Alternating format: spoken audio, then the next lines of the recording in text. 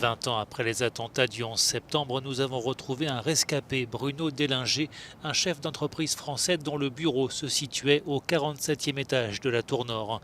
Arrivé tôt ce matin dans l'immeuble, il se remémore les moments qui ont précédé l'impact du premier avion à 8h46. Nous vivions dans le ciel, dans le World Trade Center, donc dans un calme immense, contrairement au reste de la ville de New York. Et bon, j'ai contemplé la vue. Progressivement, deux de mes employés sont arrivés.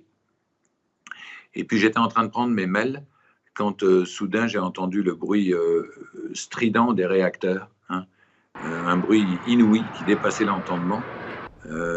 Et puis il y a eu immédiatement l'impact sur la façade où était mon bureau, une vingtaine d'étages au-dessus. Donc évidemment, tout ça, je l'ai vécu en direct, les façades qui s'écroulent ensuite, le bâtiment qui tangue de manière très, très inquiétante.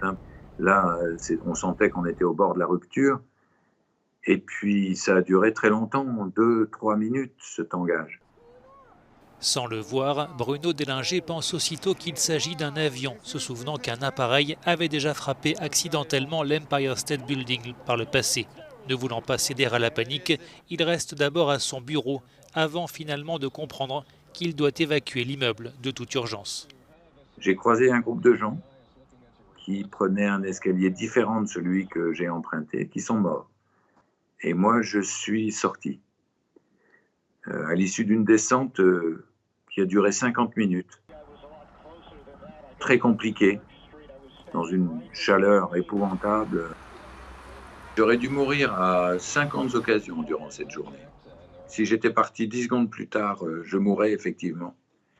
Oh shit! Oh shit! Arrivé dans la rue dans un état de sidération, Bruno Dellinger a dû ensuite affronter l'effondrement des tours, un souffle considérable, puis un nuage gigantesque de poussière qui l'a engouffré.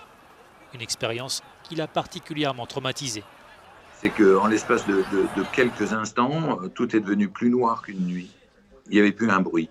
Et devant la démesure des éléments qui se transforment de cette manière, mon corps a cru qu'il était mort. Parce que vous savez, ces choses-là, le bruit, le son, la lumière, la respiration, tout ça, c'est des choses qu'on n'apprend pas, on les connaît à la naissance, si j'ose dire, ou on les apprend à la naissance.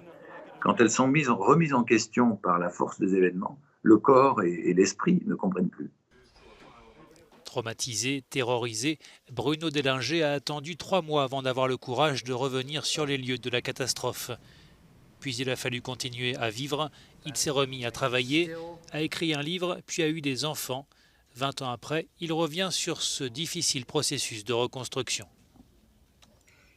C'est très compliqué de se reconstruire dans ces conditions, parce que j'étais une boule de douleur et de souffrance. Vous voyez, parce que véritablement, j'étais mort, psychologiquement. Je me promenais dans la rue, je voyais un signal de vie, je sais pas, le soleil qui brillait, ainsi de suite. Je me disais, c'est pas possible puisque tu es mort. Donc j'avais un fusible qui explosait dans la... Les signaux de vie, ils ont commencé à réapparaître 1 mois, 2 mois après. Une bonne tomate qui a du goût. Des choses toutes bêtes. Aujourd'hui, Bruno Dellinger témoigne dans les écoles pour raconter à une génération qui n'a pas connu le 11 septembre l'horreur de cette journée.